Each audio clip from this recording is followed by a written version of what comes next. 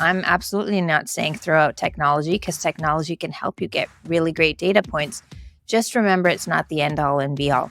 And you've got to take that 10,000 foot view of it. I feel, by the way, for this episode, my volume is higher. I'm just so passionate about this topic. I don't know if this is your happy place or this is your octagon. No, it's my happy place. It's my happy place. Yeah. But at the end of the day, the tools can help you predict likelihood, obviously, to create an opportunity. They can help you understand the health of your opportunity and likelihood to close.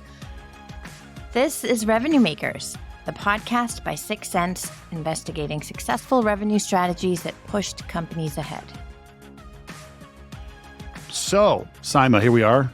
We're back again, and we're doing another episode with just us. So to our audience. Just you and me. Oh, they love it. They love it. That's really why they tune in. They only want to see us, I think. That's what you tell yourself at night, Adam. No, they said, not only are you alarmingly handsome, but the insights are truly amazing. No, that was what I told myself in the dream, and I woke up in a cold sweat. But we've got something, I think, that's going to get people going in a good way and maybe in a bad way, depending on their perspective. You know what? It's a topic that I get asked about at least once a day. Once a day? At least. That's a lot. Yes, because I talk to a lot of customers and prospects and folks in the industry. And yeah, at least once a day.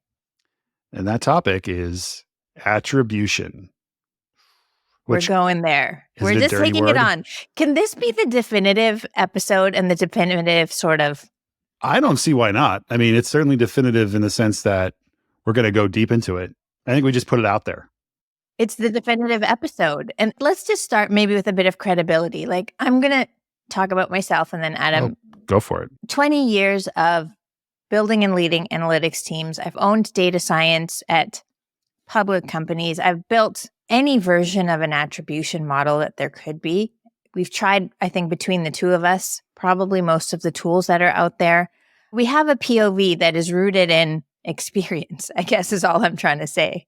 Yeah. And I mean, I've been in B2B marketing for 84 years. So I think it's been over 20 years. It's, to your point, presenting information. It's trying to bring back ROI. It's using tools. And the result being, I think we both have a pretty strong point of view on it.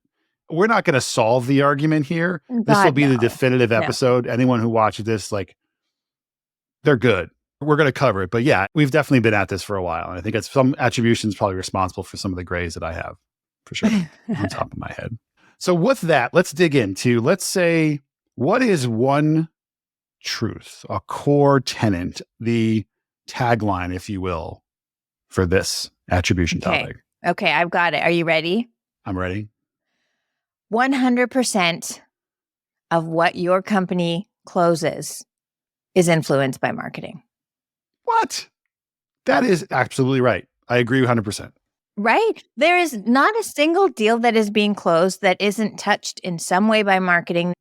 Nobody's going to buy your product or solution without at least hitting your website, consuming some form of content.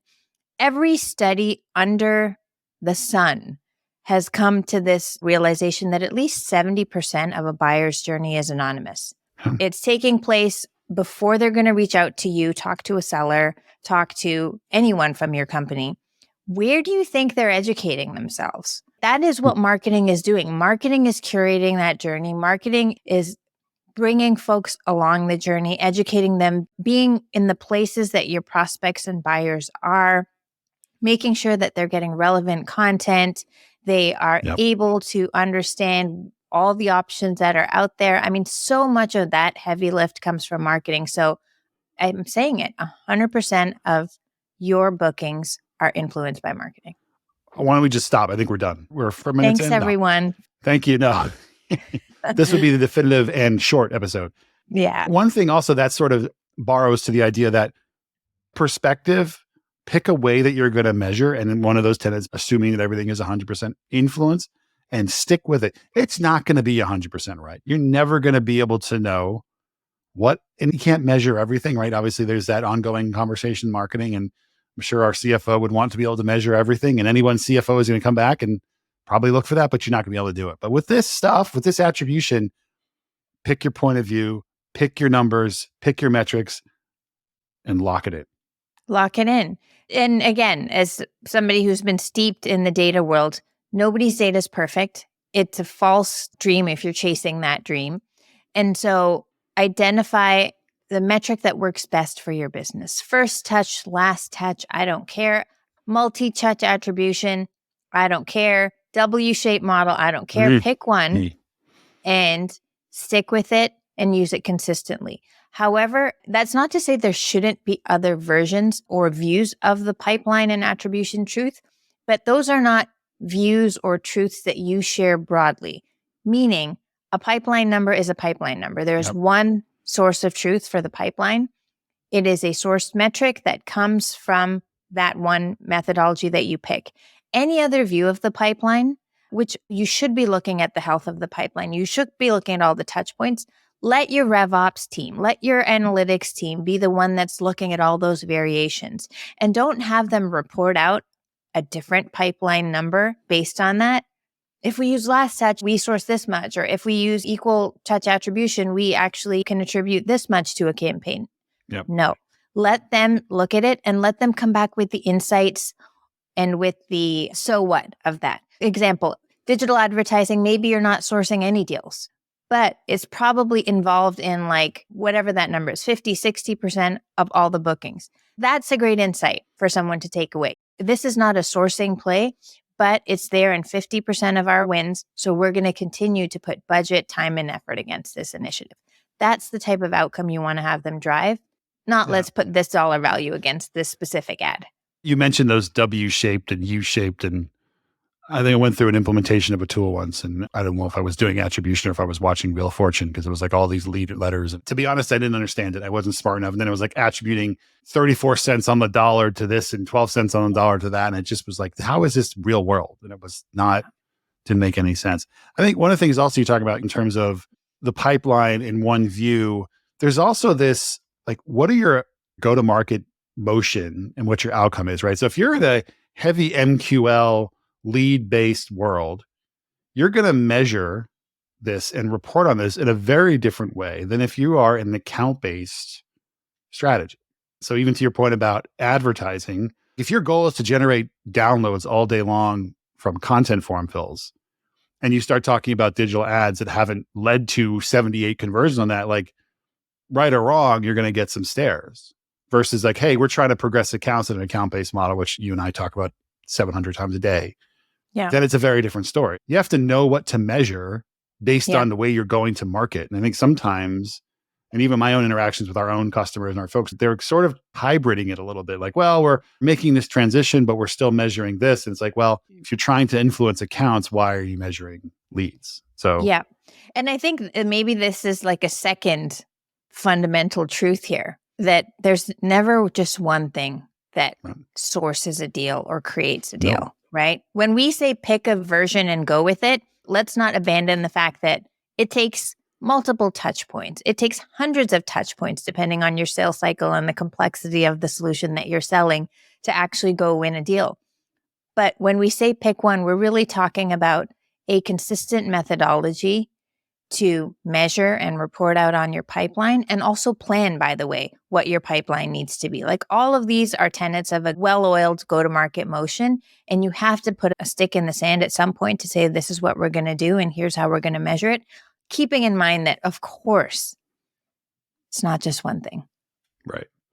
And I think cutting back earlier, we mentioned tools and you mentioned touch points. I think one of the things that those tools are doing a really good job of right now is understanding what is that journey, ad views or clicks from an ad, organic search, paid search, and understanding what actually are those 378,000 touches that are happening along the way to help you make better decisions. Okay, well, on 80% of our deals, we've seen every single deal has got at least one paid search interaction. Well, clearly there's an investment there that you want to continue. You should keep doing that. Yeah. Exactly. I mean, and I feel like it's so obvious, but it's not, because it also can be tricky to get that full picture of the journey.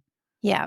And again, look, it will never be full, but to your point, the tools do a great job of capturing the data. They do a great job of putting it into context, meaning what types of activities happened pre-opportunity, what types of activities helped post-opportunity, really finding what good looks like, the anatomy of a great successful deal. Like those are the types of things that you really want to be driving through those tools. Like we're not saying don't use the tools. Absolutely. I think what we're saying is don't use the tools to calculate that 1/12 of a $500,000 deal should be attributed to this campaign. Because guess what? When there's another touch point tomorrow, that 1/12 turns to 1/13. And so that's not a way, like you can't have this dynamic version of pipeline that is being reported out to the board and reported out to your teams, and you're actually drawing plans. And so use the tools, take the goodness from the tools, but again, keep it in context. It's all about finding the winning patterns and then making sure that you're investing in those things accordingly. And then those tools are not going to tell you, like, for example, people are watching this very episode right now. And when they're done, they're all going to visit us and they're all going to want to talk to us. And it's going to generate millions and millions of dollars for the business because this is the definitive episode. Well, it is. And no tool is going to tell you, hey, so-and-so listened to Revenue Makers and then came in and wanted to talk to you. And there's so many other things that happen out there, right? Again, your point earlier about they saw an ad, but if they didn't click on it, some of the tools might be able to tell you there was an impression, but there's so many things out there that you're doing. And that goes back to tenet number 1 about, what was it again? Marketing influences 100% of your pipeline and bookings. Or you could say 100% of your pipeline comes from your podcast. No, I'm sorry. Anyway, I'm going off on a tangent. But again, I think you're never going to catch everything. And those are obviously blatant examples of it. You never will, and you never can. And there's been thoughts out there about like throwing out every tool that you have and just putting an open text field on your contact us form that says, how did you find out about us? Again, that's a great data point, and it's not going to be complete as well because of in terms of what people remember, what their first touch point was, or what portion of people are actually going to fill it out, or how deep are they going to go? I mean, all great things to, again, understand the anatomy of a good deal and what's working, but you've got to find the patterns and put it together. Yeah. We actually, our research team, Carrie Cunningham, who was a guest some episodes ago talking about our buyer experience report, are in the process as we speak, working on this very topic, doing a survey about marketing attribution, understanding what folks are actually measuring, what they're not measuring. And I got a little bit of a preview of some of the numbers. And I do not want to steal the thunder of that report coming out. But one of the things that was interesting is that you've got any number of companies that are doing account-based strategy, going to market account-based, but they're actually not measuring on the accounts. And we talked that a little earlier, but defining that and then the success criteria as well. This is something that, in the world that we're in, we're having these conversations a lot, but let's dive in a little bit. Let's get actionable for some folks. You think about, we like to talk about account-based because that's what we do. What are some of the, in your mind, the hot sort of, this is what you need to be measuring if you're in an account-based world? There's probably 1,000 of them, right? We know we measure, but like, what do you think is maybe the 2 or 3 that are most like, whoa, those are the ones you got to have? I mean, it depends, what stage of the account you're looking at. Is it early pre-opportunity? Is it post? A couple ones I'd say, pre-opportunity, you want to make sure, number 1, you're reaching those accounts, meaning you're getting in front of them through your account-based programs. Yep. And then secondly, of course, are folks engaging with those activities and initiatives? So reach and engagement are 2 key ones. And then there's operational things you want to look at. Do you have contact coverage on those accounts? Do you have the right personas? Are you engaging with them and multi-threading across the board? How many touches have you had? So many kind of different leading indicators. And then as you move into an actual opportunity being created, qualified, and going towards actual close, it's all the sales touch points. It's all of the air cover campaigns. It is number of contacts that are actively engaged, number of meetings, all these great sort of leading indicators of, is this a healthy deal? Is there still intent showing? Are they actively engaging? What's the response time of their emails? I mean, if you want to get crazy, I've been in worlds where we've looked at the outbound response time of us responding to our prospects and then how long it takes them to respond back to us. And there's, again, I'm absolutely not saying throw out technology because technology can help you get really great data points. Just remember, it's not the end all and be all. And you've got to take that 10,000 foot view of it. I feel, by the way, for this episode, my volume is higher. I'm just so passionate about this topic. I don't know if this is your happy place or this is your octagon. No, it's my happy place. It's my happy place. Yeah. But at the end of the day, the tools can help you predict likelihood, obviously, to create an opportunity. They can help you understand the health of your opportunity and likelihood to close. But I really, really like taking a step back at the end of each quarter, pulling out that list of accounts that you actually won, those net new logos, and then just looking to see what collectively those accounts cared about, which campaigns those Yep. accounts engaged with, which topics they were interested in and were researching, which web pages they consumed. So many great data points, how many people were involved in those deals, and just publish a closed won analysis every single quarter. And by the way, don't just publish it to the marketing team, publish it to sales, publish it to CS, so that the entire revenue team is on the same page about what it takes to win a deal. And by the way, we've been doing this for probably a year and a half now. And just between Q4 of last year and Q4 of this year, the number of people it takes to win a deal has doubled for us. There's B2B inflation. I mean, I think that was probably one of our first podcast episodes, and we didn't have that insight back then, but it's taking twice as many people. It's taking more activations. It's taking more of everything, right? And if you go into a quarter and into an account and a deal knowing that and having that sort of context set, you'll approach it very differently. And so when you know better, you will do better. And so we take those data and those insights and we put them into our operating model. If we know it's going to take more people, we're going to build that into SLAs with our BDRs.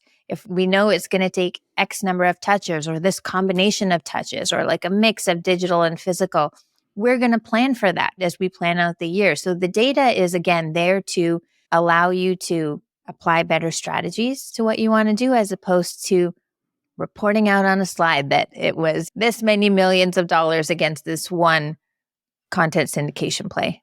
Talk about just the number of contacts a little bit too, because again, we talk about it as B2B inflation. You can't think all of that increase in context was definitely started from what happened to be just a change in the way companies buy in the last 18 to 24 months because of the economic change and all that, but not unlike normal inflation, right? So normal inflation's petering off, but it's not like, oh, inflation's over, so prices are going to go back down. It's just the same thing, right? Now, this number of contexts, the way companies have bought has changed. They're not going back, right? So that's a good example of obviously taking the data, adjusting your model, but there's going to be something else that's going to happen next. Keeping that in mind, plug it into your model. And again, like we talk about picking one and sticking with it, but that doesn't mean, putting on blinders and not thinking about, okay, like something has changed in our business, something has changed in the environment, and revisiting it and understanding, okay, like we are going to start measuring here, both from it's an attribution measurement or just a measurement as a whole. I mean, we could go off into, a whole other world separate from just pure attribution.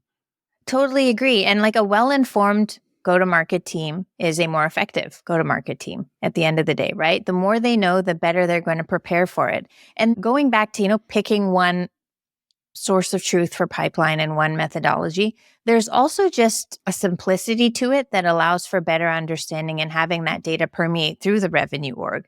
If you've got 4 versions of pipeline and an influence number and a source number, what number do people look at? What number do people plan towards? What number do people say mid-quarter?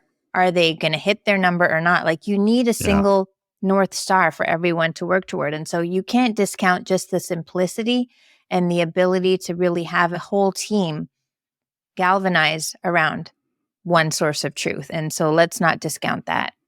Yeah. I don't know how many times I've been in situations where I brought a report and sales brought a report and they weren't the same. Oh my God. And we were both at fault, right? Because we didn't align. I think in those situations, it was a small company. We didn't have a centralized, like a person at least, or part of a person helping to cull and bring in all the data. But that gets out of hand. And you know who really loves it when you do that? Boards. They love it. Gosh. When sales is presenting and then marketing is presenting and they're like, and what's finance reality? Is presenting. And exactly. Completely different number. And usually it's finance going like, these two schmucks are completely off their rockers. Here's the real numbers, but it's just, that happens and it's not good. Yeah. And ruins your day. So, yeah. And we've hit so many points here, but again, the simplicity is key. And when you do, by the way, apply multiple different models, Which again, I think there's a time and place for that. And there's ownership within the teams that know what to do with that data. Keep in mind, we're almost going back to the bad practices of MQLs, right? Yeah. Like, let's give this many points to this. And, we're going to give Yeah. first touch this many points. And like the midpoint has to be, 60% of the dollar value. And like the last touch, well, that's so important. So we're going to give this amount of weightage to it. It's a little bit arbitrary. And so understand all the touch points along the way. Understand that even all the things you can see is probably not the full picture. And so what are you going to glean from what you do know, and how are you going to make everything better for your marketing, your sales, your CS teams, your BDR teams, and just have them work with what we know? And I think something that we have not put out on this show that I think it's time to, like, MQLs are bad. They're I bad. don't like them. I'm sorry to people out there, but there's a better way.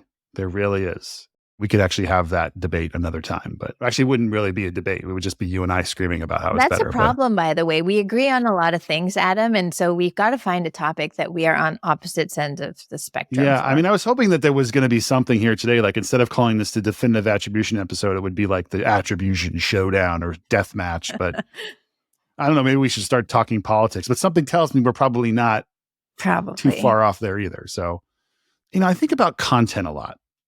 You mentioned earlier the 70% of the buyer's journey being anonymous. And then you think about, okay, what's the ROI of content? And how do you measure the ROI of content? And again, going back to tooling, you can see, okay, this account or this person within the account viewed this blog post, or somebody searched for this term and landed on this blog post and they requested a demo. And all that data is important. And fortunately, working at 6 Sense, I don't have somebody breathing down my neck saying, like, you spent this much on content. What did you get for it? Right. Now, maybe I should start. No, don't do that. Don't do that. But plenty of people are getting that. And again, content being something that can be expensive and it's massively important. My view on it is, again, it goes back to, what was that number one tenet again? 100%. 100%. And what's a huge influence is content. They're going to be on your website or someplace else where you're publishing content. But do you have any thoughts on it? Is there a way to go in and go, do you want to go deeper or do you not need to? And again, like to your point earlier about looking at all of our closed won opportunities for a given period, we can see what content we engage with. Is that enough? I probably will say early on in my analytics career, I erred on the side of just downloads, views of every single asset just to be able to prove the ROI on it. I don't think you need to do that because, again, it's almost part of running the business. You have to be keeping content fresh. You have to be bringing in new POV. You have to own thought leadership for what you're selling and what you're doing, right? Those are just basics at this point. I think the winning patterns is a key play. And I'd say look at the top 5, 10, 20 most viewed, most downloaded, most consumed assets, or most engaged with assets by your closed won logos. But also, if you want something early on, like maybe you've got a new piece of content out there and you haven't, it's not part of a closed won deal yet, right? Because it's only been out there for a few weeks. Look at some of those leading indicators. Obviously, traffic to the page, but even more importantly, ICP web traffic to the page. Is it resonating with the audience that you care about? That's really important. Is it hitting on topics that did surge in your last winning patterns closed won analysis? Great. You're starting from a very different sort of place than just, looking at raw downloads, which, by the way, could be completely meaningless because some marketing class asks their students to go, write a paper on something that just happens to be covered in that latest blog post that you just wrote. Yeah. It's really interesting because there's so many points of view out there about content. And now, like, we're getting into a world of cookies going away. Yeah. So now it's getting even harder to track what you used to be able to track, right? Like, I probably get an email every other day from a various ad platform or something saying, like, okay, well, you're going to lose this, you're going to gain that, or you have to do this and you have to do that. So I think it's getting to be more and more obvious to me now that the influence that we talk about, the 100% again, is such a great mentality to take. And 2, starting to rely on other factors, understanding like where people are coming from and understanding those touch points along the way, but you're not going to be able to get that very, very granular experience like we had once cookies are gone. So it kind of lends itself back to the first 30 seconds of the episode. Yeah. We didn't talk about this and maybe we should have started with this. Like, why did attribution become a thing? And I think it became a thing because in the early days of ads and digital advertising, people needed to show some sort of tide back to revenue. I think we're so far beyond that now. We understand that our marketing mix is going to include all of the things, right? It's going to include digital. It's going to include physical. It's going to include webinars. It's going to include ads. It's going to include, at some point, I'm sure, some drone shows, right? That's been part of our marketing mix last year. So all the things, right? And so by forcing marketing to go down to report on the nitty gritty of each, you're actually taking away that strategic offer that marketing is providing. Like marketing has a seat at the revenue table. They are contributing more and more to the bookings and the pipeline of a company. Let's not nickel and dime them. Let's elevate the conversation, talk to what the overall impact is, how much marketing is bringing in, again, from that one source of truth for pipeline, and then set goals and stretch goals against that. Yeah, I think back to the idea of being stewards of the pipeline. If you're going into whatever meeting you're in, if you're going to present to just your team or you're going to an exec team, it's a board meeting, whatever it is, if that's what you're presenting, if you're talking in the weeds about those particular metrics, you're not going to have credibility to be able to say, well, so not everything is measurable versus, hey, here's where we are with the pipeline, overall view. Here are the key channels that are contributing. And you're responsible in a sense to elevate that conversation, right? You can't just expect, oh, you're in a leadership role. This is where you're going to be, because different people operate at different levels.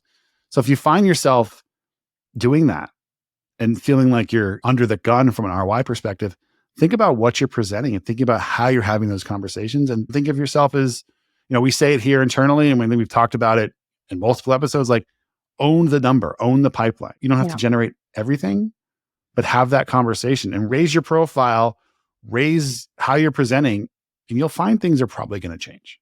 Yeah. It's not really a debate, but there are marketing leaders out there who are still asked by their board and by their CEOs to report on MQL metrics, to report on, specific things. Other than sending those board members and CEOs this podcast, what else do you think they could be doing? How can you start to change the narrative?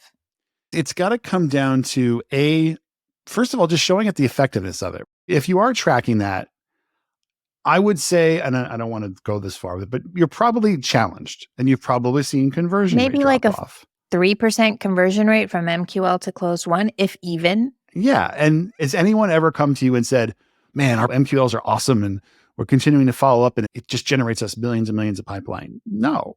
So, I had an experience where we made this transition from a lead model to, and you went through this. This is nothing new.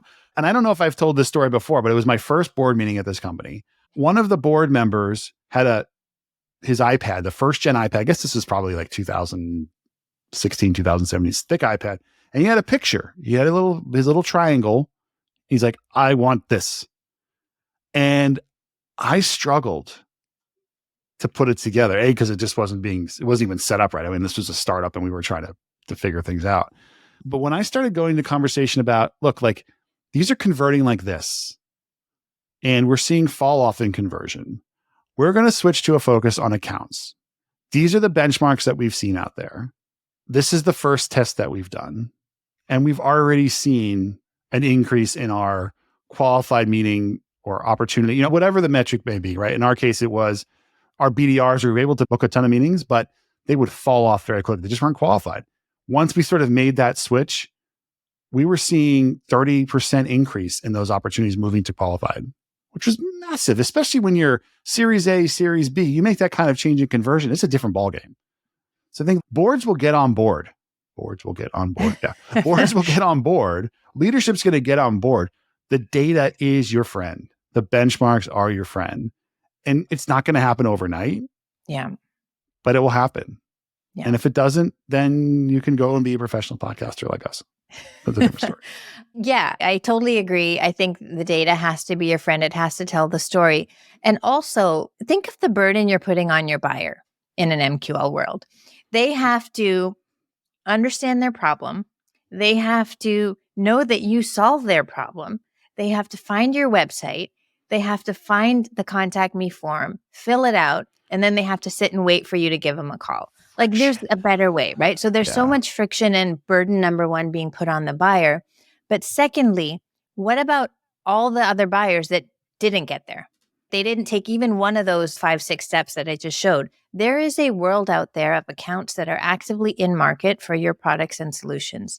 You're doing a disservice to your company if you are not going out and proactively trying to get in front of them. And that's why we hit so much on the importance of not relying on the MQL and really just understanding that ICP, informing them, educating them, leading them down that buyer's journey so that hopefully when they do finally raise their hand and are ready to give you a call, it's you that they call and not your competitor. Meet them where they are. Right. Yeah. And it's going to pay dividends. So I think we could go on for hours on this. I'm sure people are not going to listen for hours. The drop-off rate would be very high. I actually have a question. I want to take a little flip on our normal question. So having done this for so long, the data and the analytics, what's the most ridiculous data or analytics thing you were ever asked to do, both positive or negative, on our usual question? Oh, it's like the funniest thing, and I know exactly what I want to say. So part of being in running analytics is you have to be that objective third party, right? There's no emotion. Like the numbers are the numbers. You'll give the context. You'll give the historical trends. You'll try and tell the story of why the number is good or bad, or if it's bad, it's really not so bad and we've got a plan for it. But I once had a leader look at the slide that I had prepared for the board and the number was red. We were just not near the goal that we had. And so it was on the slide in red. And the leader said, "Can we just change the color of that to green?" I mean, such a simple question, but I was like, what? No. I felt like so morally burdened by that one. So that's 100% the most ridiculous thing I've been asked to do. So they just like green, or they figured they could alter reality by changing the color? I think I negotiated down to let's just leave it black with all the other text on the slide. It is red, but it is not a green. I'm sure you were very judicious or democratic in your approach on that. So I tried. All right, I'm going to cut it off. The definitive episode. It's done. It's done. Send it to your CEO. That's it. It's done. So thank you. I enjoyed our debate, another one of our Without a Guest episodes, everyone out there, and I will see you back again soon. You've been listening to Revenue Makers. Do you have a revenue project you were asked to execute that had wild success? Share your story with us at sixcents.com/revenue, and we might just ask you to come on the show. And if you don't want to miss the next episode, be sure to follow along on your favorite podcast app.